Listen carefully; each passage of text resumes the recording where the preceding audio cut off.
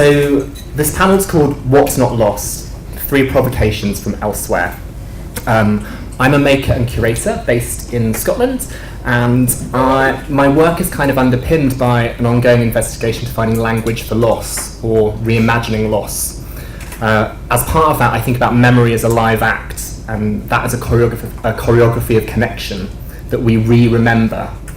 And with that, I think about who and how people are present. So when Sarah made the invitation for me to curate this panel, I approached a number of artists whose voices I'm really interested in, and maybe some of those voices aren't always the loudest or the most visible.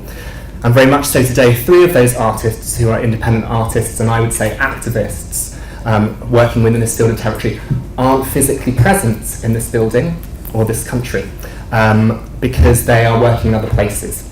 So we're also joined today by the presence of Catherine Long, who is currently in Australia, Dan Daw, who actually I think is now in England, but has up until recently been in Sweden. I think it's in London today. Dan is in conversation with Sindri Runudde, and then also Claire Cunningham, who's in Poland today. The 3 of those artists are going to make offerings to us through the medium of their voice. And then we're also going to follow up with some live thinking based on their offerings. And that's come from all of us, in fact, in conversation recently, have been talking about the value of the conversation we have in the moment, and those things which sometimes get lost because we didn't record it, or it wasn't at presentation, or that moment of real crystalline clarity came and you didn't put it on dictaphone, or it was in the pub, which is often the case. I'm also just going to say a few words to kind of set the tone for the way I'd conceived of this panel. So, I love language, its great shapes and sounds, tones, colours and textures, how it is changed by people and place and time. I love how words form in the mouth and hand, passing through pen or tongue onto the page, off the lips, reaching out towards others, fingers, eyes, ears. As a maker and curator of dance and performance, I work with words in a particular way. For me, language is physical. I understand it as of the body. I work with words and movement, words as movements. Words can bring things into being with greater clarity, and dances can say so much when words fail, the poetry of the body. Words can be a way of finding questions and making invitations. An invitation is a gesture, and this invitation came from Invisible Difference to me, and then I have passed that gesture on to other artists. And those artists are independent artists and activists working throughout the world who are going to offer up a series of provocations as possibilities considering what's not been lost, despite the exclusion of different bodies and ways of being in the world from dance. Discourse and action in this territory in the UK over the past decades has focused upon addressing deficits, inequalities and invisible differences. Whilst this work is critical and urgently needs to continue, this panel of artists attend to the other end of the conversation. I'm interested in us exploring what's not lost, why equality is not only about assimilation into what already exists, and how we might reimagine notions of loss and the importance of artists as agent for new aesthetics and politics in the 21st century. I think of a question as an opening, and an opening as a space of possibility, a space that can invite different perspectives on what it is to be in the world and articulations of unique lived experience. I'm interested in the rhythm and patterns of particular people and place, and each of our times. I'm interested in what might seem to some as working with other understandings of space and time, and the intention that everyone might be heard and listened to, considering different modes of conversation, spans of energy and attention, layers of translation. I love the spaces between words, the pause, the space to read or write yourself in. And this is also what words can do, open up space to read or write yourself in. So without further ado, I'm going to make an invitation. So this is our first offering from a body that is not in this room. And the invitation for this is to close your eyes and make sure you are sat by yourself.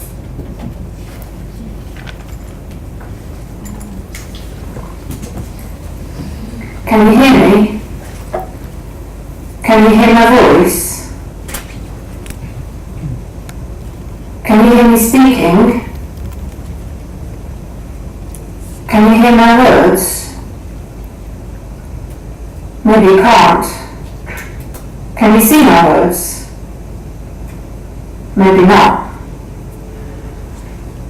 Maybe there are no words, no voice. Nothing is being spoken. Nothing is being said. Nothing. Perhaps there is no sound. What is there if there is no sound? No voice.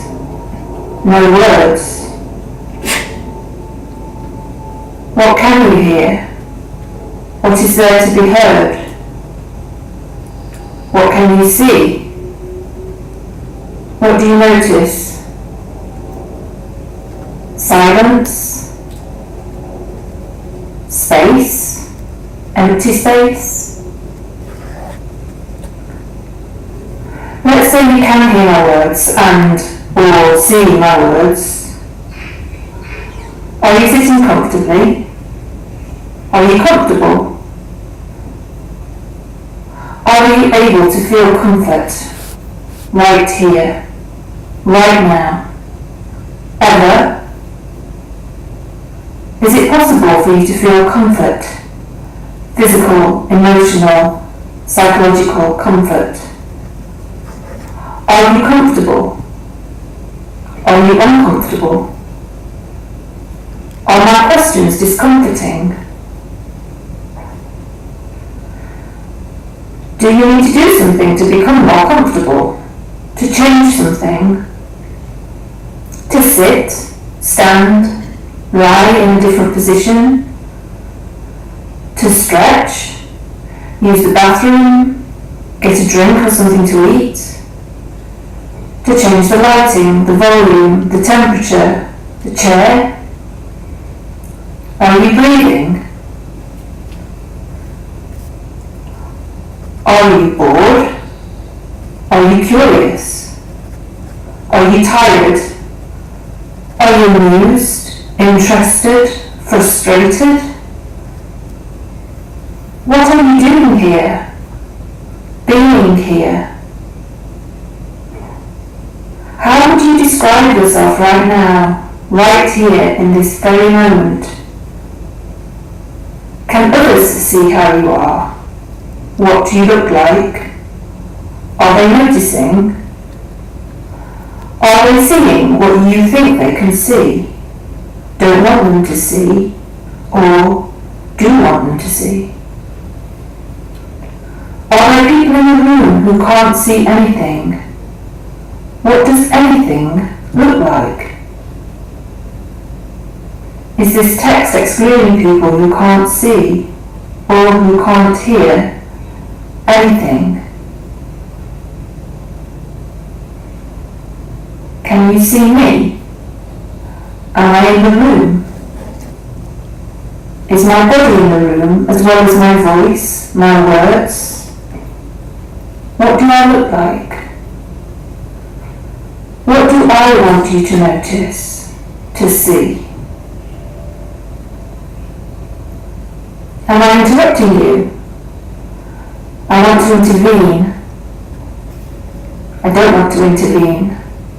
I intervene. I interrupt. I disrupt. And I draw attention to myself. Am I standing out from the crowd? Do I have a choice? Do you? Do we?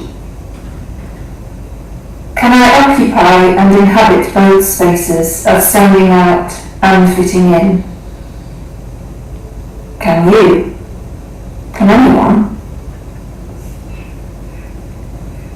The place where it is possible to be impossible, resolving to be irresolvable, bearing the unbearable, the polar opposites and the spaces in between, the grey areas, the bridges between the gaps. One needs the other to exist. What if the other doesn't exist? What then? Am I making sense? No sense. A stuck place. How to be in that stuck place? Is it stuck? Or is it the stuckness? The very place? The impasse. The place of capable incapacity, unconventional conventions, beautiful humiliation, dynamic paralysis, elegant clumsiness. In between those presentations, representations, and being are spaces. Spaces that connect, disconnect, blank spaces, full spaces. Spaces of not knowing, of precariousness, of hesitation. When something is not there, it's a presence of an absence, an unfulfilled expectation, something not quite as it could or should be. If only ... then there would not be a loss, a blank space. A blank space, a place of nothingness, a place of potential. Is the glass half empty or half full? Or is it half of it occupied and the other half is potential space? Waste ground. A site for things to happen. Waste. Ground. Fertile soil for new growth, or a place to build something that resembles everything else. Do people say you only have something, can only do something? What does that do to the value of what you only have in relation to what you don't have? What do others have? We can't truly walk in each other's shoes. Our souls, our feet, our souls are all different. Pre-made shoes don't fit. Who gets to say what is the standard? Why do you buy into it? Spaces in between, being fixed, fitting into a model of normativity. This is how it should be. We present, we represent, and we exist. We are. I'm all right, Jack. All right. Some left, left behind, forgotten, lost, lacking, deficient. Mapping, location, dislocation, alienation, isolation. Who are your ghosts, your ancestors? Who is looking out for you? Are they here? Where is here?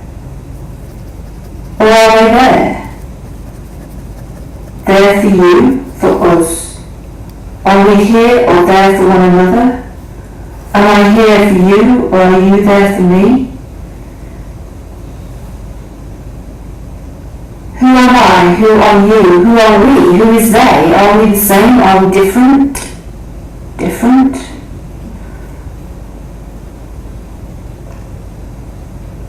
Lost, found, forgotten, remembered, I remember. What have you lost? What are you scared of losing? Was it ever really yours to lose? Deficiency, efficiency. What are we reduced to? If you're happy and you know it, clap your hands. Beyond every impasse is potentiality.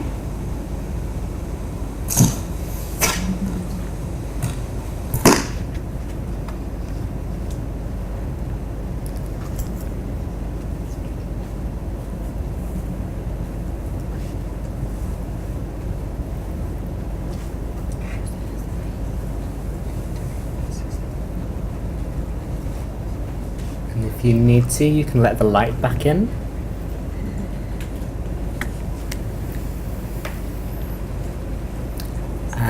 And have a offering cleanser, so if you need a drink of water, have a sip of water. or if you need to note something, or notice something, as Catherine said. The next invitation is to turn and be knee to knee to somebody.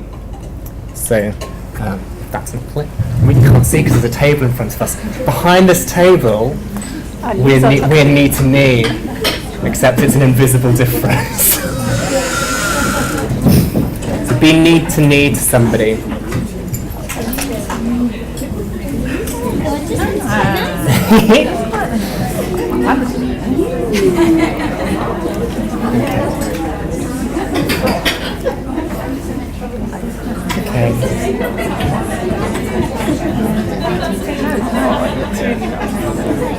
Okay.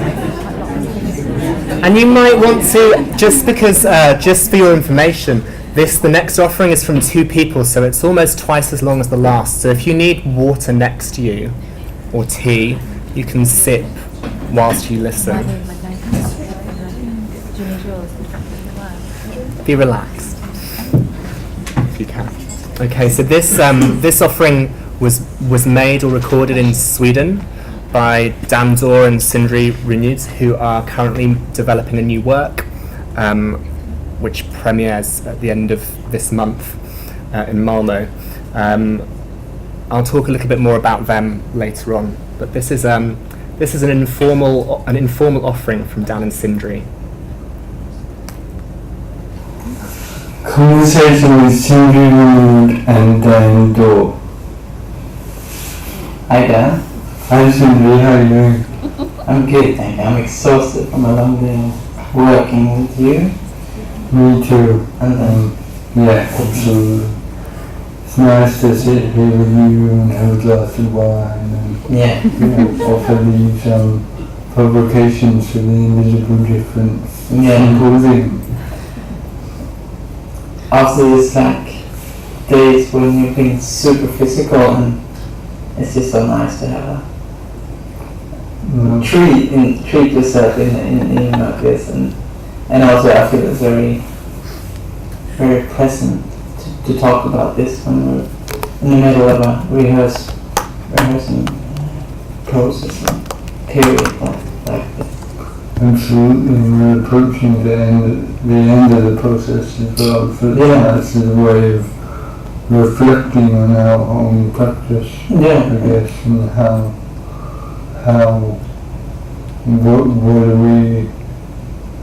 what do we do for ourselves as artists? Exactly, because I feel that this is a very critical situation for this process of this production that is really taking place now, and tomorrow is the first open showing. Yes.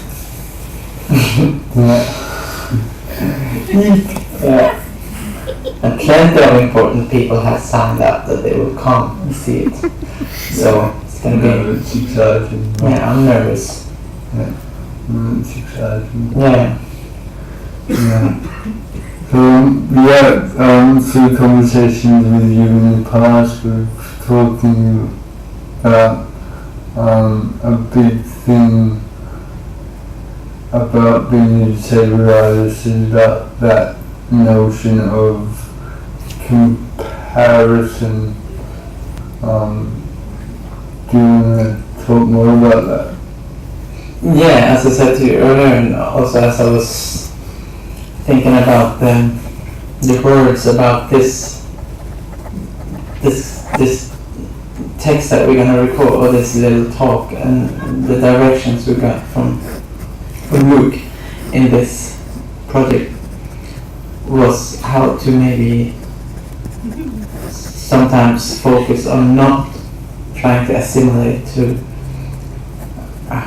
a norm or something that is convention, like how to somehow even out the differences and not focus on trying to adapt in that sense.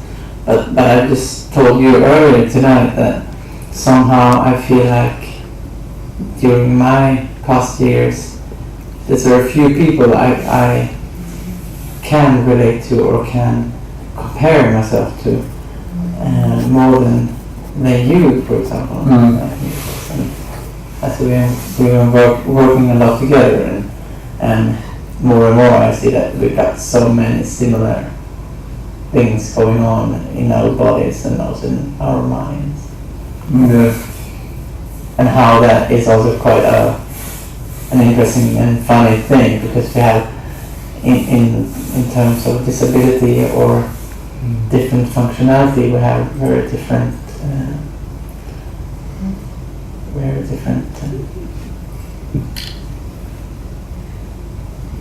diseases, or how to say it, very different conditions. Absolutely different, different functionalities. Yeah. I guess. But do you remember what we have gone through, or what we have talked about, or realized are very similar? Oh, very much so. Well, very, very, very similar experiences.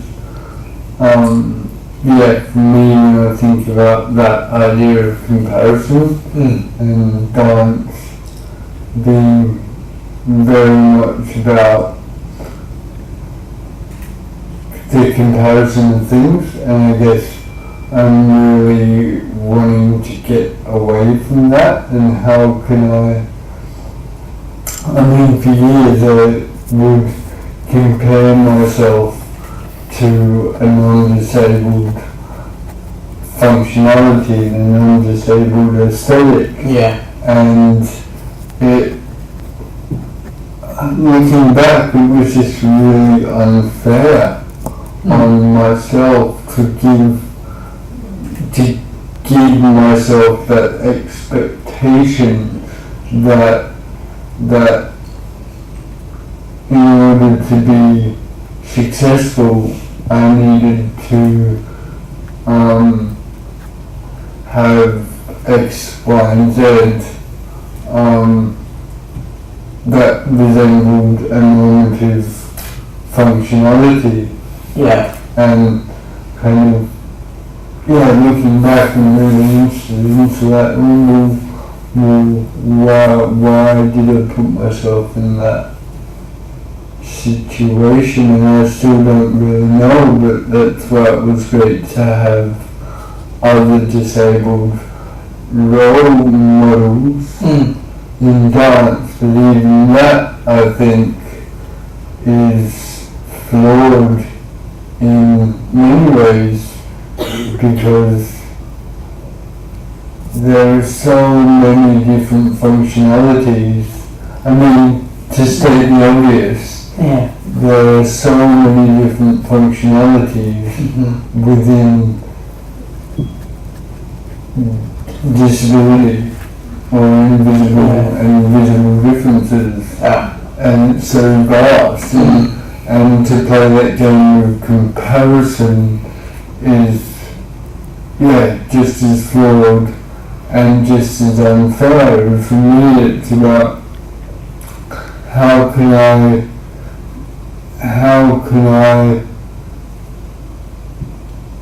define myself and my own practice in relation to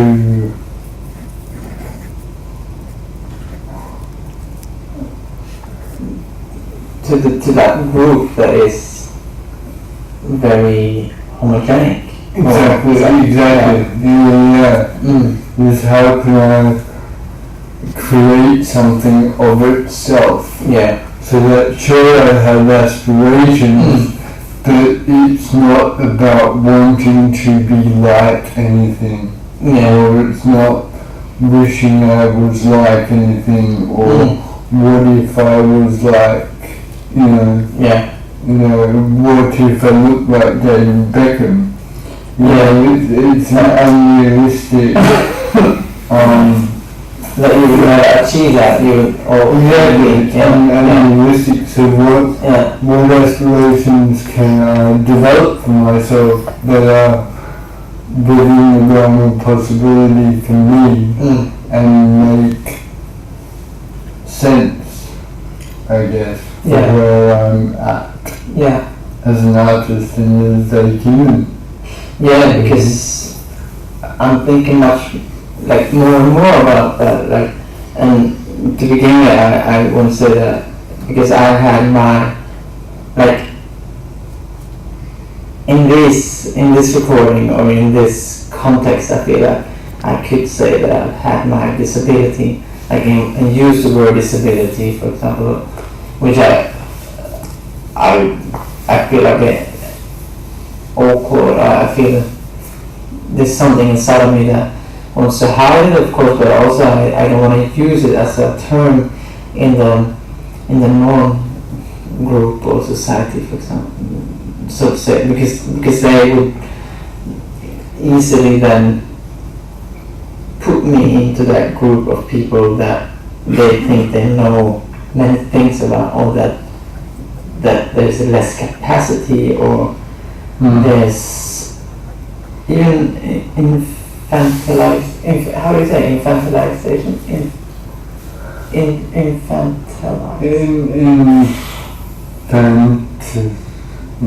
I feel like patronized, like in that sense. But working with patronizing, yeah. But for, like, I don't have my disability or my issue with my eyes. Like I almost got blind within a half year, and that was like 5.5 years ago. So meeting you like almost 3 years ago. Almost 3 years. Yeah. That was for me a big eye opener in that sense. Like to get, you talk about role model, and I think that's something that is super important in this field, to create different role models for you, and also to make them more diverse, because what I experience in the dance is that it's really strongly striving towards one goal or one point, like that it's very much saying the same thing, or that you want to create like something that is very much the same, like a standardized body, a standardized way of thinking, and the way I think is so interesting in comparing myself to somebody like you is that because we're completely different backgrounds and completely different bodies and way of working, but we can still feel that there's a connection through this conditions that we have, and also the way you respond to a choreographer or to somebody who demands something of you. Where do you put the limit, or where do you say, no, I can't do this? Because if you say you can't do this, does that affect the whole image of me as a person who has a disease or a disability in that way? Exactly, and I guess to kind of wrap up, I guess we could say that a provocation to close this conversation could be is comparison of self to another, a healthy way of generating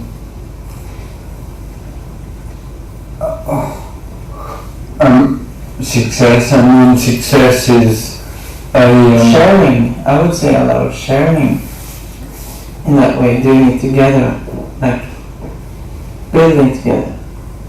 You see what I mean? Yeah, through sharing. Yeah. But as a provocation to the rest of the people, the symposium. Yeah, I guess we could say is comparison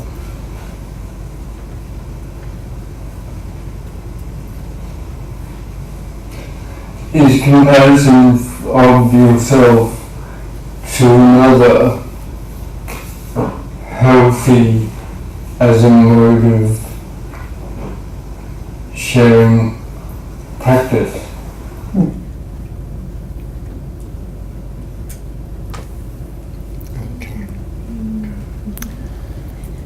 have another cleanser. Jiggle.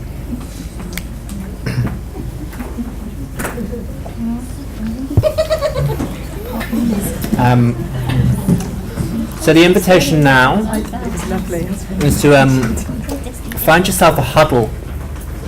So a huddle can be three to 3 plus people. So a huddle, it doesn't have to be as ambitious as this, but get close in a little group. So you're huddled. The air conditioning is very cold, so it's good for you. It's fine, it's fine. But just get in a little huddle, so you're with a little group of people.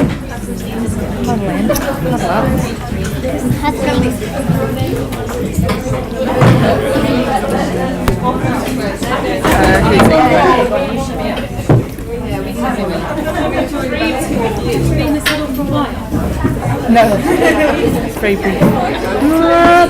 About 5 minutes. 5 minutes, yeah.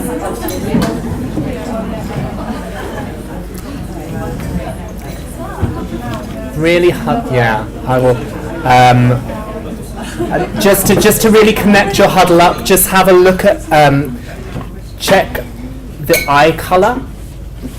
People in your group. Give people a grin. Let them know that you're with one another. Know you are a huddle. Okay. You're all huddled up. Blue. Okay. Okay. So the last offering from someone who's not physically in this space is from Claire Cunningham, who's currently in Poland and is a performer and choreographer based in Scotland. The kind of provocation and the idea that I've been kind of starting to put out into the world recently, I don't know if it's a provocation, but a thing I'm interested in exploring is the idea of having, when I talked to Luke Pell about it, he gave me a really nice term for what I was trying to articulate, which is the idea maybe of discrete training.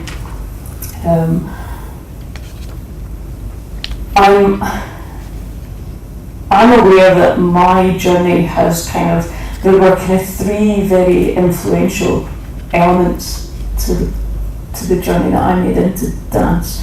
One was working with a non-disabled choreographer, Jess Curtis, and working in environments that were, for want of a better term, integrated with non-disabled dancers and other disabled dancers, trying to go to classes. I'll not get into that, mostly which were filled with non-disabled people. That's a whole other provocation.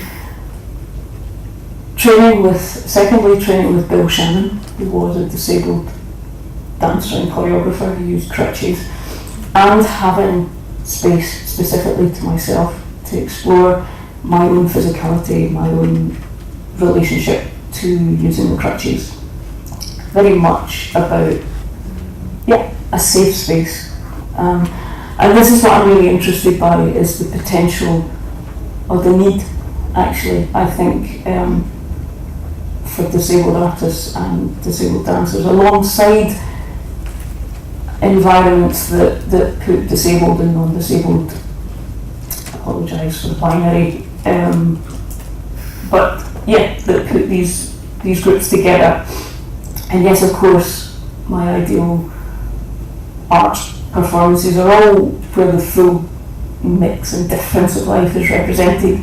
I'm not interested in trying to separate people or marginalise people more, but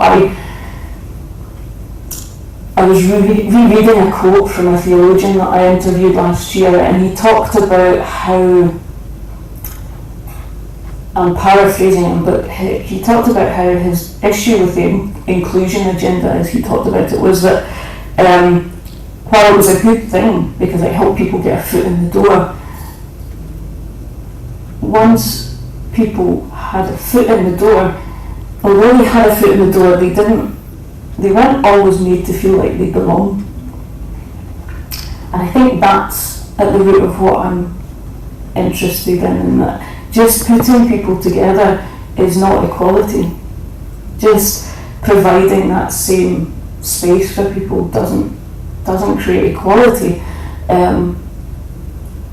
of opportunity, because I don't believe that everybody's then always coming equipped with the same skills, or more importantly with the same degree of confidence. I'm really interested in being able to look at the potential for creating spaces that are specifically for disabled dancers and artists, and I'd really like people to consider that idea of what it is to do that, to create spaces where there is a real shared understanding of certain experiences. And so for example, I'm really interested in proposing the idea of masterclasses or intensives that are run by disabled choreographers who use manual wheelchairs, and are only specifically for people who use manual wheelchairs. And there's not non-disabled people in the room at all, actually. That it's a closed environment that says there is a basic language here that everybody here speaks, and we can shortcut a lot of stuff, and we don't have to explain to people. We're not here for people to learn from how to work with people in manual chairs, etc., etc. And that there's a huge amount of shared knowledge that can just be gotten past very quickly, and potential that can be seen because the choreographer understands that material well. How the fuck can I do anything in less than 5 minutes, Luke?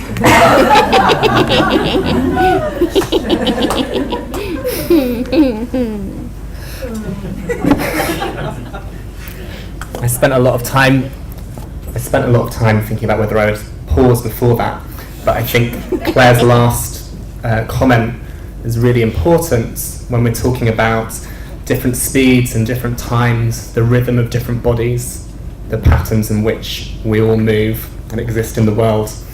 And part of why we wanted to offer these voices was to consider what it is to really listen, to notice the weight of words, the slipperiness of language, how that's different for each of us in contrast to our experience of being in the world, our time in this moment. And also to hear the voice of artists. The knotty spaces, Catherine raised the stuck place or the sticky place, and I'm really interested in that space and what that way of being offers to our art form and to us as artists. And there's a range of perspectives here. People contradict each other, people disagree. I don't believe we will have to arrive at one answer. So what we thought we would do now is that Caroline, Kate and Nick will each introduce themselves.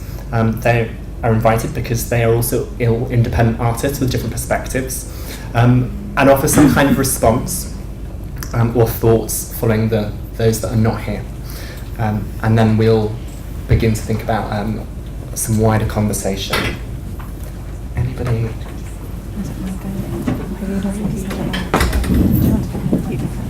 I might make the invitation that if you want to invent your own choreographic invitation for each of these people, then feel free to do so. or you could give one. Give a choreograph. You go. You're last. That's fine. Don't never sit at the end. No, it's good. Good. Is that? Turn the microphones. Is that all right? Why am I looking at you? You're the one person who can probably hear me. I've zipped in first because as I was listening to all the provocations on offer, I want to share something quite informal, I think, as a response. I just want to say a couple of things about mine. I know Sarah's already introduced me as the PhD candidate attached to the Invisible Difference project, and I'm at a stage of that research where I'm finding it really difficult to articulate clearly what the PhD research is, but it's becoming really, it's looking at leadership and dance and disability and progression into leadership for disabled dance artists. And what it's really become about for me is finding a relationship between myself and my own leadership, or becoming recognising my leadership through my own practice, so my work with Welly and my practice in more general terms. But what I want to comment on about the three things we've just listened to is I've made quite a few notes, not as many as Nick, I have to say, but I've made some notes. And there are some things that I think are probably academically quite interesting and relevant, and I'm not going to read those out because actually the response that I want to share with you is quite a personal response, because I know all those three artists. I've worked with them, I've sat in pubs with them, I've disco danced with them away from studios and in informal settings, so they're all friends of mine. And actually, when I've sat at so many conferences like this over the years, not quite like this, but these kind of contexts are familiar to me.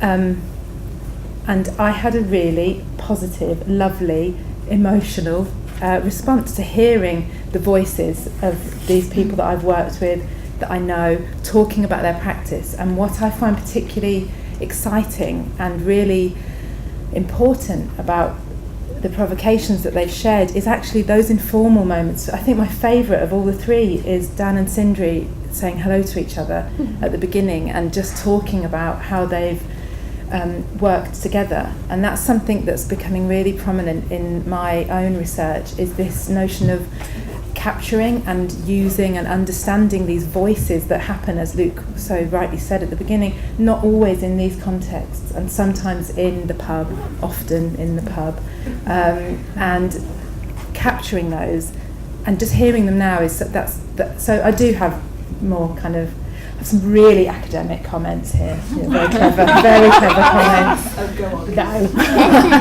But I really just, I think something for us all to think about are those voices, and disabled artists or artists talking about their practice and really honing in on their relationship to their own work, how they feel about their work, and also their relationship to each other. And selfishly, as I'm listening, I'm thinking, well, what does it mean for me to listen to these provocations, to know, to kind of get an insight into their practice? And I'm really interested in what that might mean for all of us as we move on.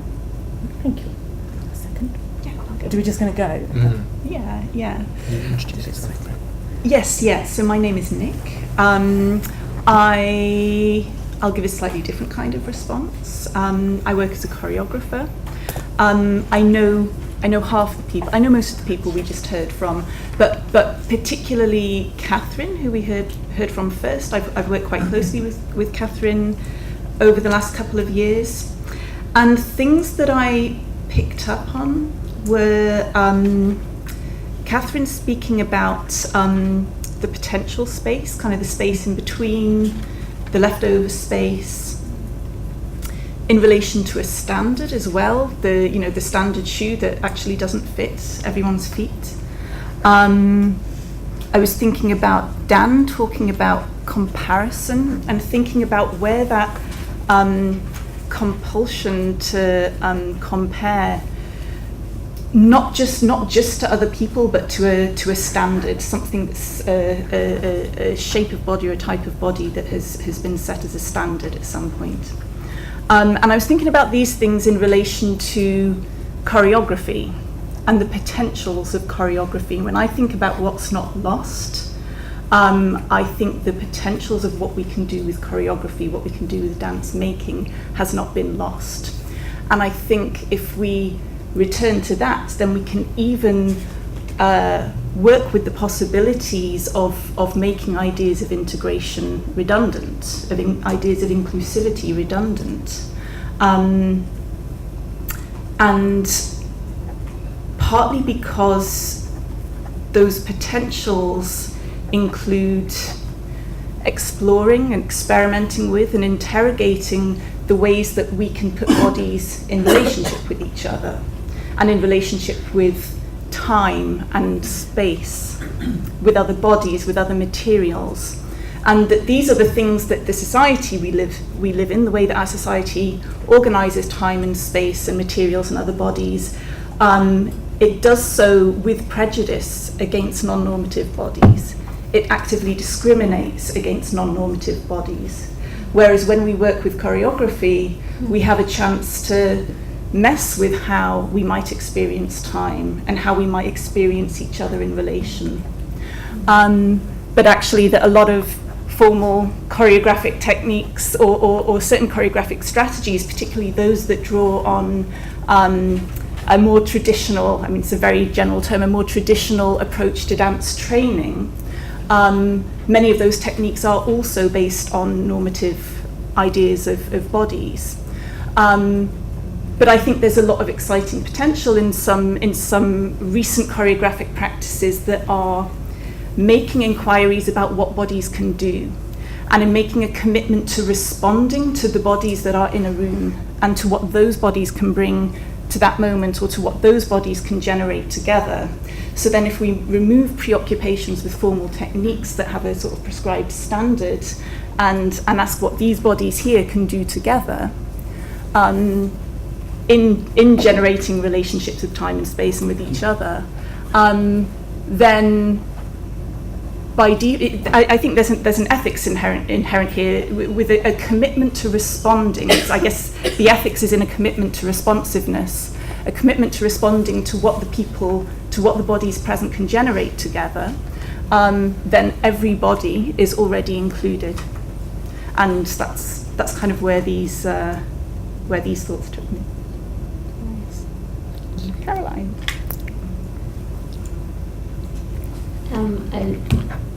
I love the thought and the idea about what these bodies generate. And I think that's always been a way that I have worked, and the thing that I'm really interested in, and why I choose the dancers that I work with, because they bring interesting stories and their bodies have lived a life, and they're generous enough to share that with me.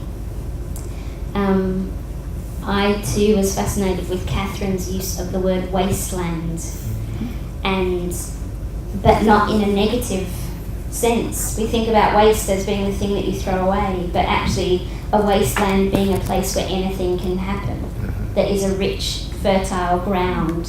And it made me think, maybe that's the name for my dance company, it's wasteland, like the people that nobody else wants, but generate the most beautiful, affecting work. And I think that's one of the things that I've more and more learnt through the making and the showing of Falling in Love with Frida is how it talks to people, because it doesn't make apology for us being there, and we're not comparing ourselves to anybody, we're just being there. And actually what we're doing is opening up opportunities for other people to potentially be there, and that's been a joyous thing. I'm always fascinated. I remember recently teaching the students here at Coventry. I had one session in my role as visiting professor. I came and taught the students, and I remember at the end of that session the third years coming to me and saying, it's the first time I felt like an individual in a really long time, because you didn't want me to look like everybody else. You wanted me to be me. You wanted to see what I had to offer you. And that kind of made me really sad, because I just thought, why are we training dancers to all try and be the same? I don't want to work with clones. None of us are clones. Nobody in this room is the same as anybody else sitting beside you. Why are we trying to train people to be the same? Why are we not trying to train people to be more themselves, to land in this skin and see what it has to offer? And that's my passion, is to go, what happens in your skin? What are the stories that you have? And what are the ones that you're generous enough to share with me and other audience members that might come and see your work? That is the story for now. Thank you. Thank you.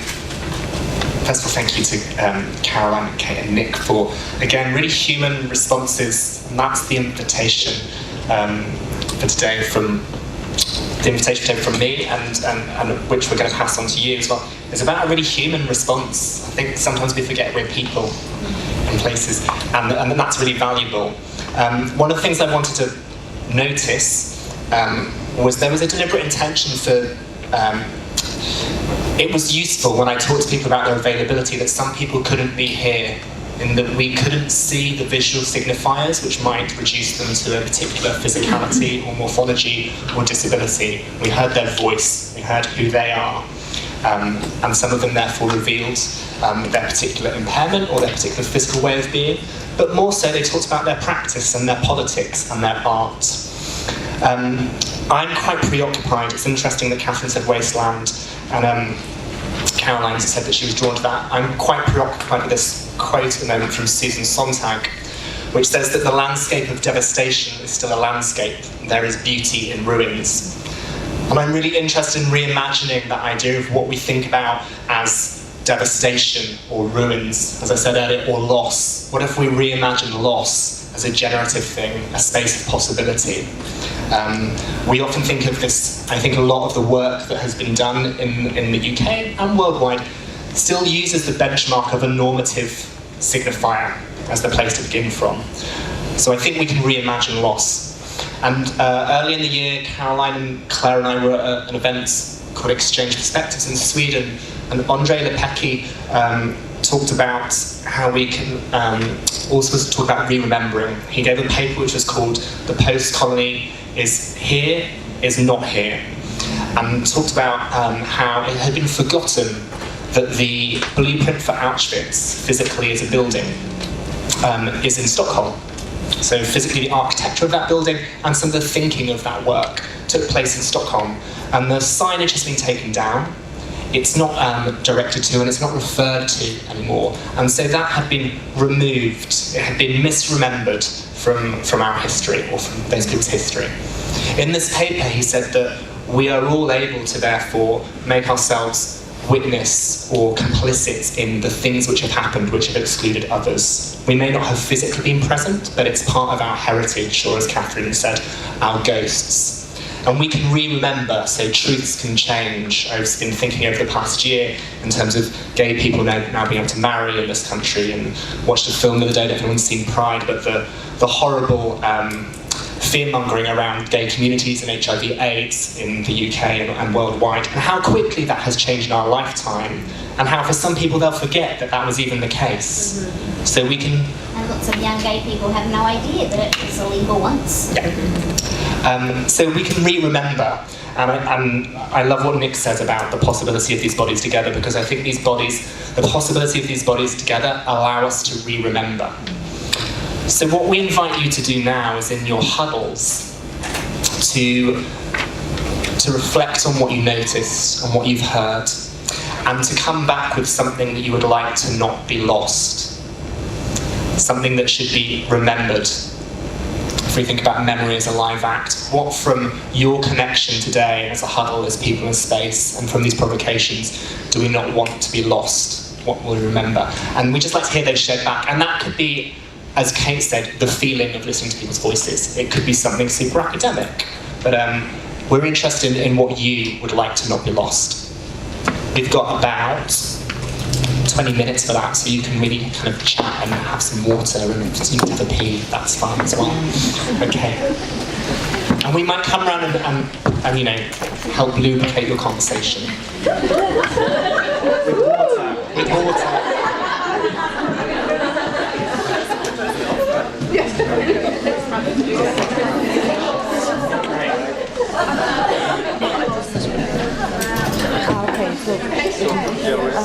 I know, we're all together.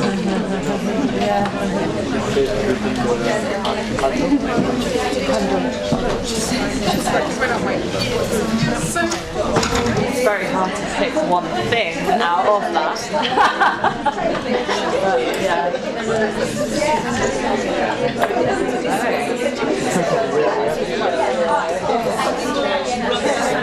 We all join the same.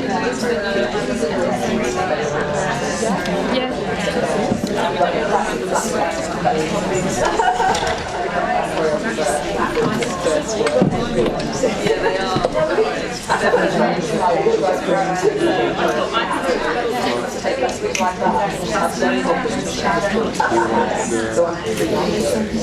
experimental intervention.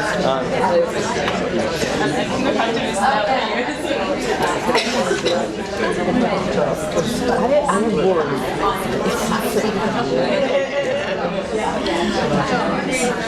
I wanted to start by saying I missed this morning, and I was wondering if there were anything from this morning that still on the table now.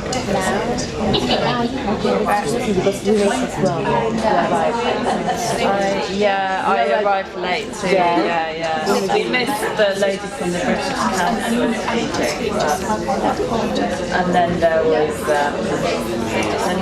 talk by people dancing who I also think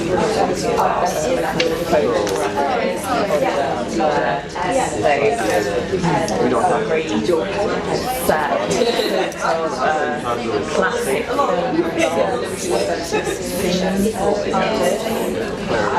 Like musicals. Like dirty,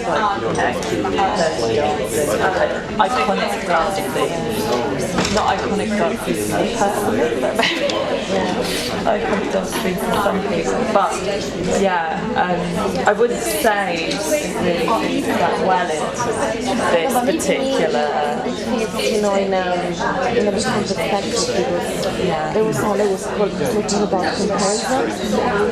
And when I heard the word comparison, my mind went back to this morning. I could see a kind of comparison, but act of react, as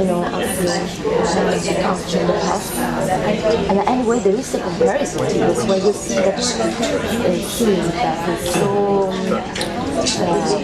known, from a popular perspective, there is the comparison. So, with irony, you can play on it, but that we were talking before, I don't know how much people who were taking part in this project were really involved in this project. Another interesting word, there was an agency, how they find their own space. And I don't know if we did not speak about the project this morning, but just I don't know how much we were connected with their engagement, with their agency in that project. Yes, I was saying that with someone else, I'm not sure, because there was no talk about their creative input into those images. I was wondering whether there was any, or, naturally there always is, because as soon as you perform anything, it's you performing it, so there's going to be some creative input, but, some feels like very direct, I don't know. I thought the thing about, that was the thing that stuck with me the most of all the things that people do, sound, voices, was that is comparison of yourself to another a healthy mode of sharing practice. And I liked the idea it's well phrased thing, because that happens a lot in artists. Like people want to compare you to another practitioner. This is like this, this is like this. It's not quite the same thing, but I was thinking about that because I think sometimes it's how people make sense of something that doesn't make sense. When words can't find often a way of making sense is to make it I was thinking that's what made me think about my team members.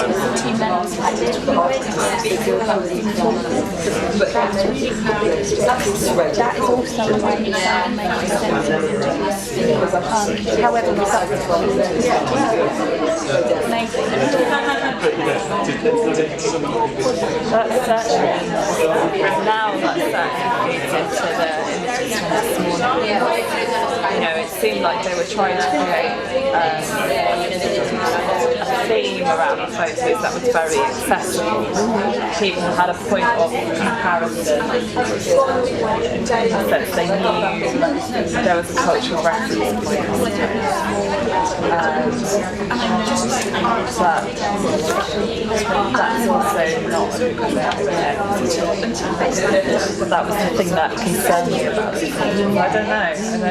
I'm still not sure about it. I'm interested to see the drinks reception.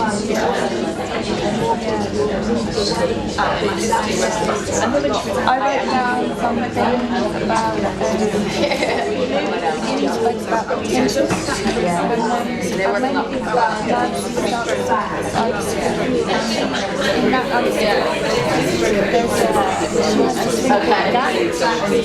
Which is the moment where there's nothing mentally gone something else she talks about as mental gaps, and it's the way that we deal with that can fill it or that can make it completely absent. So I was thinking about like decision making.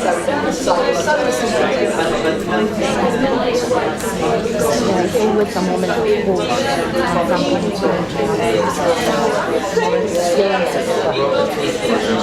yeah, or nothing. Stillness is always movement.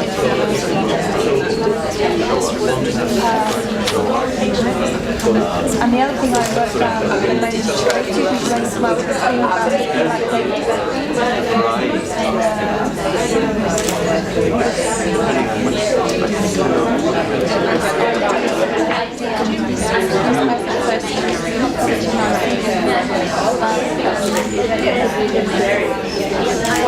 whether Caroline at the end feeling like an individual, actually whether there is even when to offer spaces whether actually really built into us which makes us want to be like something. What makes us want to be like makes us want to be. So this then it comes back to the comparison that goes on. Actually you can't just unwrap and start because it's not to do with dance. So you think so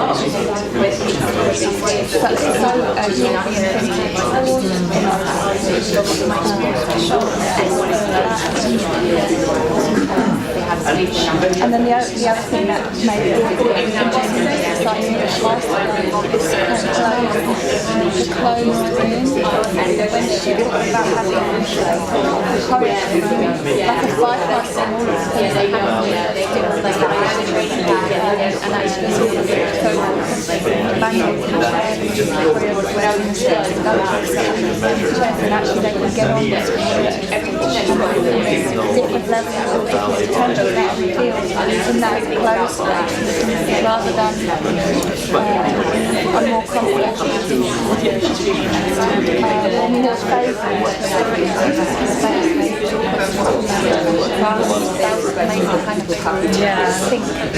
I wrote that down as well. I thought it was very interesting.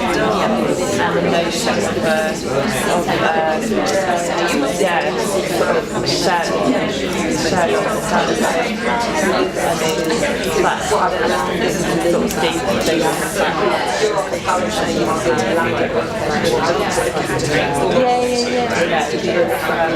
It's quite really like a man and shows what's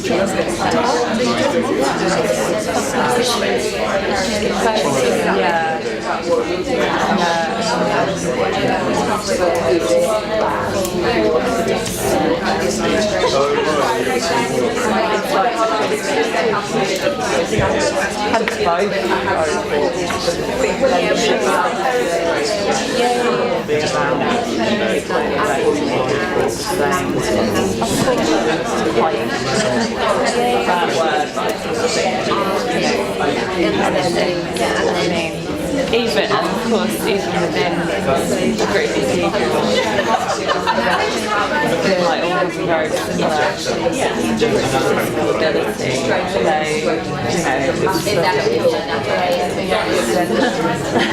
Everything is integration to this, isn't it?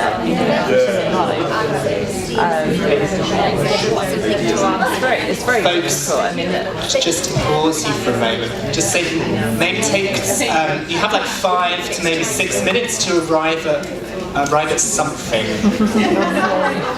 One thing, if you need to be greedy, you can have 2 things, but we just like to hear back a something or a semblance of a something from each group that you don't want to lose. That might be something you want other people to hear in the room to hear, or to just say and be remembered. So about 5 minutes.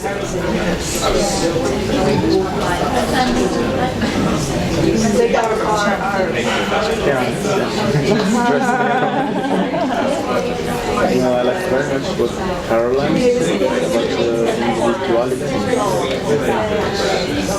Also her way of speaking, I think it's something for a non-British that's maybe...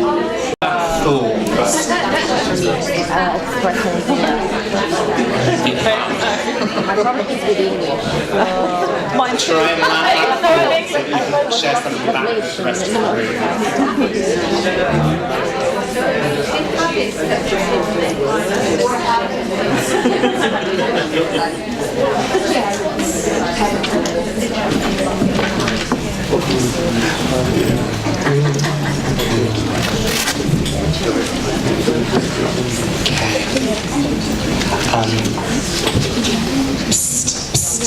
They've all finished. Nick, will you type? Yes. Great. So part of asking you to do this was, I think we're all conscious that often at these kind of events we have lots and lots of information in our heads, and it's not until a little bit later in the day that we get to start talking, so we just wanted to be able to create an opportunity for you to talk about something with one another, but also how we arrive at new questions and new thinking by talking to folk that we might not normally in the everyday. Of course, the Invisible Difference Project is coming to an end, but there are always new questions to be asked. And so you might have some of them. So what I'm going to do is I'm going to come around and we're just going to hear back from people where they arrived at. And Nick is going to minute that so that we have that for the future. And it won't be lost. Okay, anybody want to offer or share first? We're allowed to do it without a microphone. It would be really great if you can with a microphone. It means that I get some exercise. You go. Okay. We might have more than one then. Okay. We went for voices was definitely a key thing for us.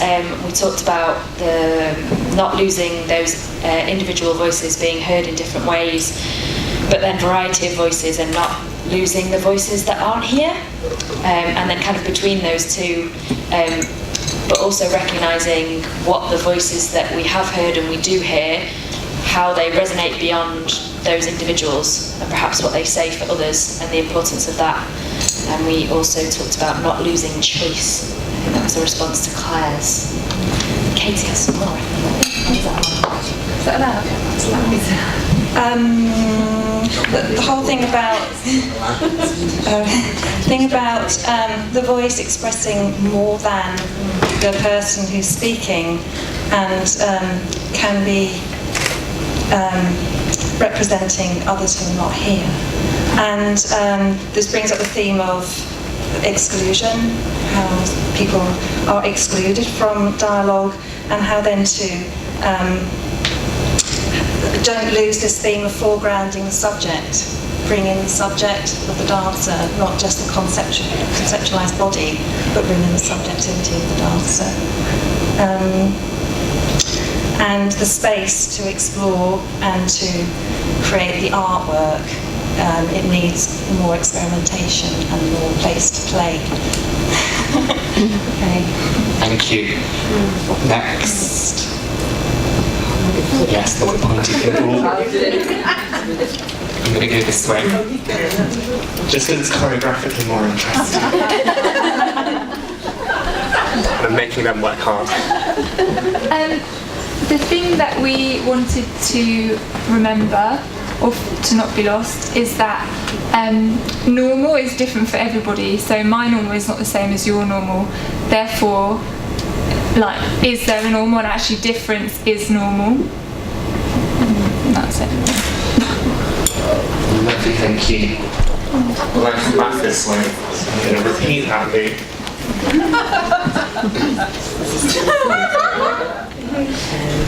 So what should not be lost from our group? Mine was making a safe space to artists to speak from a deep place. I've never heard such intimate conversation from artists about their own practice. Yeah, really valued that, and I think it was very important that they weren't here, that they weren't looked at, and kind of really, that really all resonated with me, because they don't have to be looked at and they don't have to answer back and things like that. That we just have to absorb, and it was like the best Radio 4 programme ever. Colin was that we should always not lose the idea that there's always more questions, but not lose the idea of fixing things, feeling that we had the answer. Knowledge is always alive, and being open to not knowing. We should always not lose that. Natalia was saying that we should not use the unique and small and tiny movements and tiny bits of time. You work in mental health. What if someone only has a good second, a good 20 minutes, a good 30 minutes? Anybody with a very good condition will know all about that, not losing those, capturing those in some way. Thank God we live in the digital age. And we were talking about, we never quite got to the bottom of it, but it was about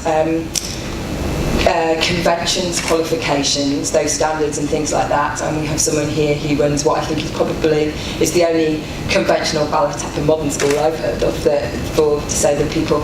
Parents want those qualifications, they want those standards. I'm a parent, and as an outsider to dance, sometimes there is a need for structure to reassure people what do we do with that one. I don't think that's what's not lost, but we were groping towards something there, and I was conscious that those artists are older and deep in their practice. What does that mean to younger people? I have valued very much my structured training, and done all that comparison myself as well. Not got an impairment, but I'm a black dancer. Don't look like those ballet dancers up there.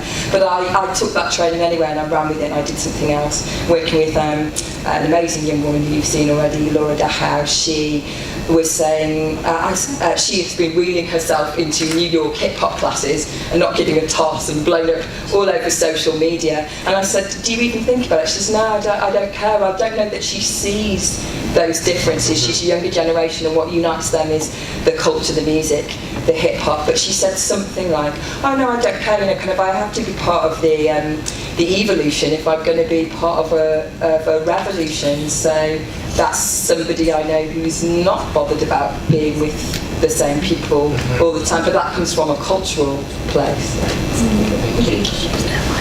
Thank you. Over here, shall I come in this direction? Is that a yes?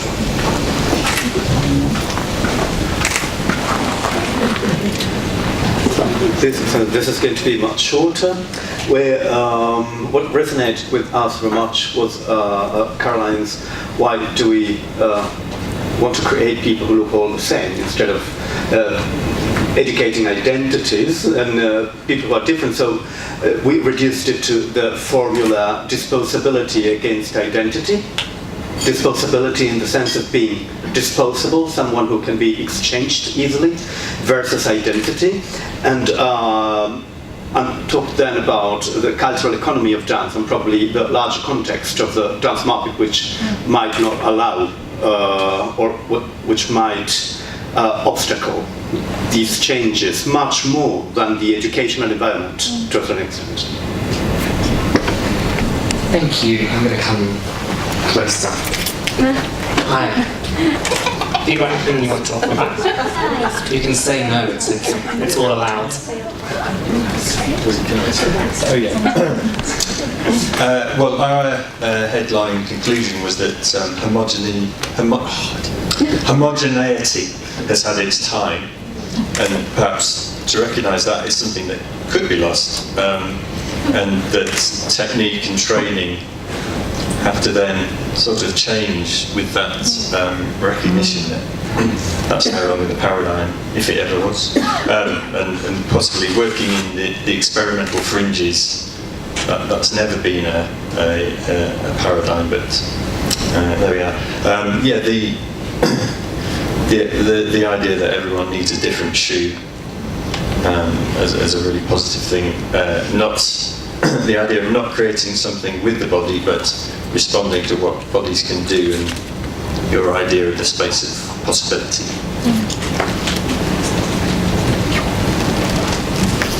Hello. Do you want to go next?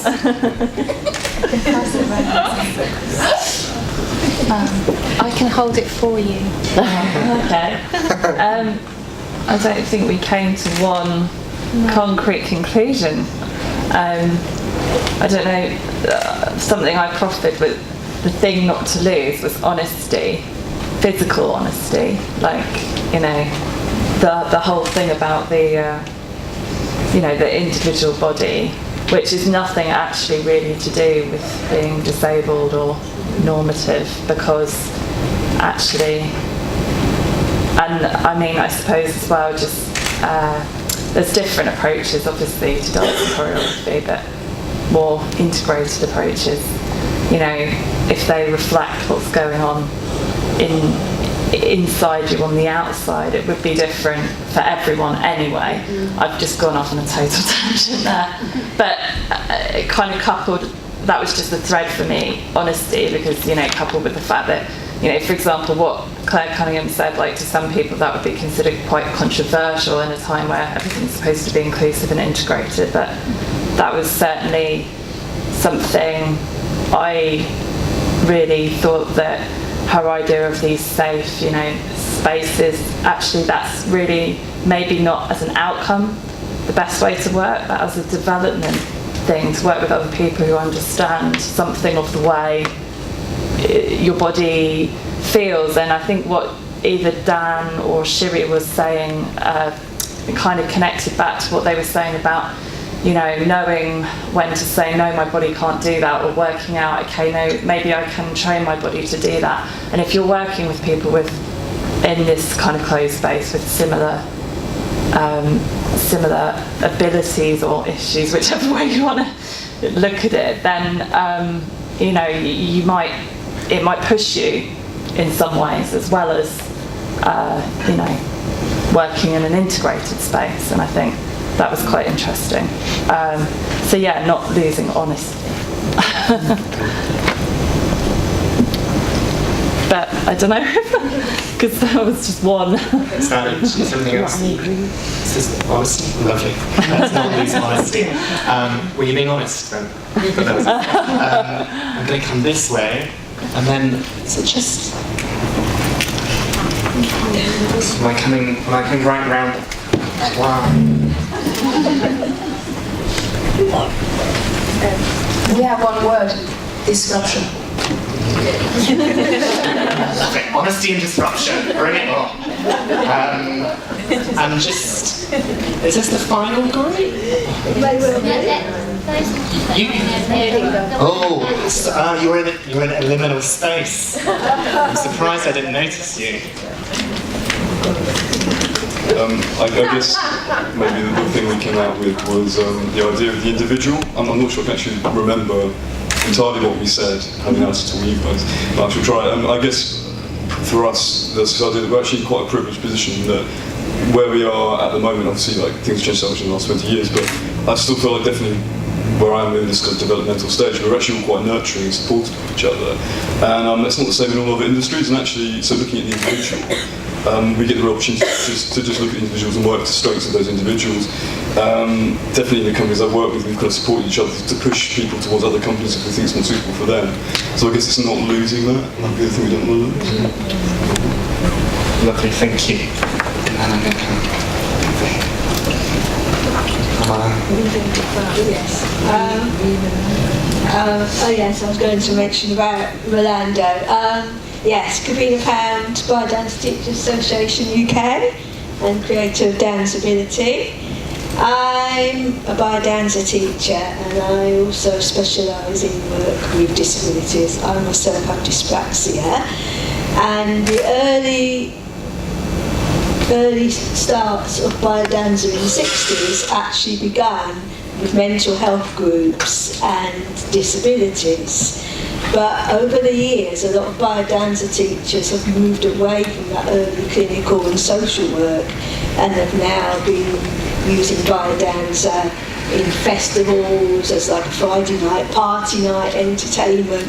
And myself and teachers like Claire Lewis from Scotland, we want to bring it back to the roots, back to the original work that it was intended for, because biodanza is dance with life, which is dance-based personal development.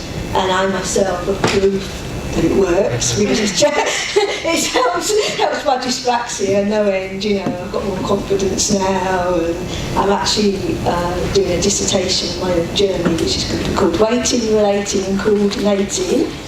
And there is other biodanza research being taken place, like the likes of Marcus Stuck in Germany, and yes, I'm hoping to contribute something myself to the continual research and development of biodanza.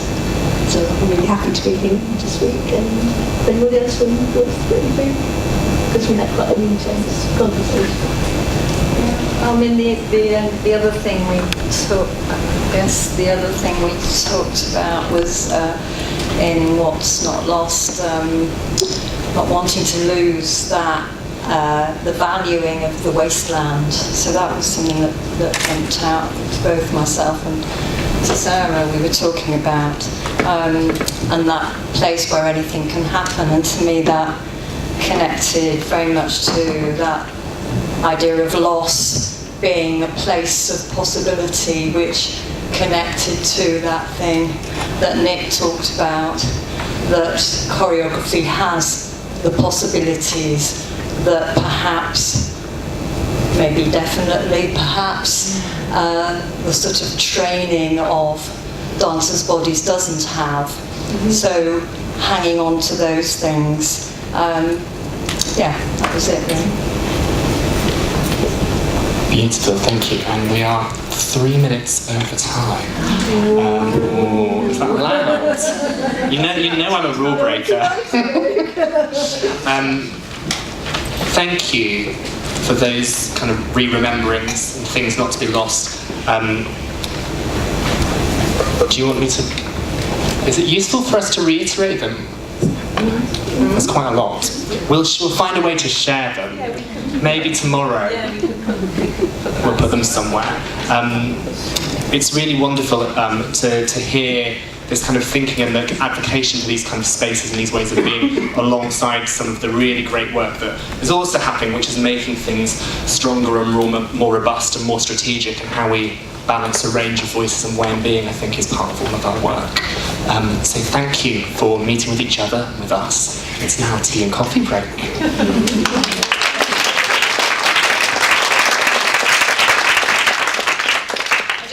My thanks, all of our thanks, Luke, for facilitating a really great panel.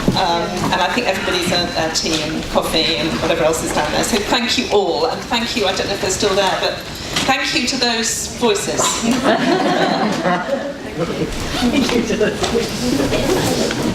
Thank you.